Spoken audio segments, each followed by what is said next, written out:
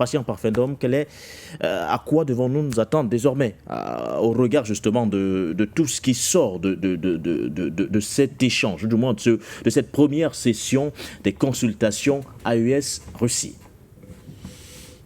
Il faut commencer par remercier la Russie qui est en train de sortir l'AES d'un isolement programmé, d'autant plus que les impérialistes occidentaux refusent de reconnaître la fédération de l'AES. La confédération de l'AES. La confédération de l'AES, bien entendu, pas la fédération. On n'y est pas encore.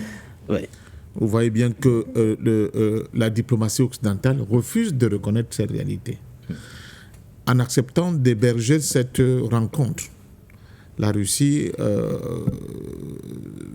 sur le plan diplomatique, essaye non seulement d'adouber cette réalité que l'AES est aujourd'hui, mais surtout d'ouvrir de nouvelles portes à cette confédération vers d'autres partenaires nouveaux. Oui. Et c'est une très bonne chose. Et c'est un motif de satisfaction que nous avons vis-à-vis de la Russie dans sa démarche de ne pas abandonner l'AES malgré les défis multiples dont cette confédération fait face aujourd'hui. Deuxièmement, il n'échappera à personne de la volonté, la détermination de la Russie d'aider ces pays sur le plan sécuritaire d'abord, surtout, de muscler davantage leurs capacités de réponse vis-à-vis des défis qui leur sont imposés par leur impérialisme occidental. Et pour cela, il sera à fond dans le projet d'une armée qui sera une composante des trois pays renforcée sur le plan de l'instruction, sur le plan de l'armement, sur le plan du renseignement.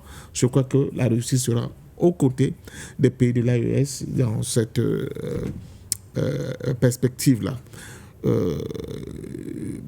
Ce qu'on peut dire, vous voyez, il y a le drapeau du Niger, il y a le drapeau du Mali, il y a le drapeau de Burkina, il y a le drapeau de l'AES. Et le drapeau de la Fédération de Russie. Le drapeau de la Fédération de Russie. Bon, ce que André Christel dit et que j'aime répéter ici, même si cela ne m'apporte pas que des likes, mais c'est mon point de vue, c'est comme ça que je vois cette affaire. Il faut accélérer le mouvement. Pour vous, vous estimez qu'il y a un embouteillage de drapeaux? Il faut accélérer le mouvement. Bon, même si on voulait conserver tous les différents drapeaux. Pourquoi ne pas envoyer un représentant parler au nom de la Confédération? Ça aussi, c'était possible. Si c'est le ministre Diop qui est le plus amène, n'est-ce pas, à jouer ce rôle-là, bon, les autres se mettent en retrait, on laisse Diop parler au nom de l'AES. Parce que, comme je vous l'ai dit, je n'ai pas de souci par le soir à vous le dire, les Iraniens, vous avez déjà fait la remarque.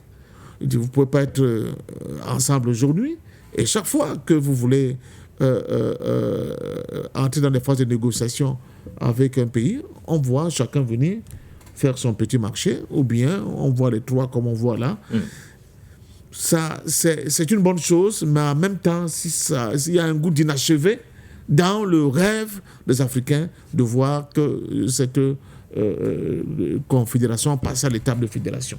Moi, j'aurais souhaité, même si pour l'instant, pour peut-être des besoins de temps qu'il faut pour mettre en cohérence, n'est-ce pas, les différentes réalités de chaque État, mais pourquoi ne pas désigner?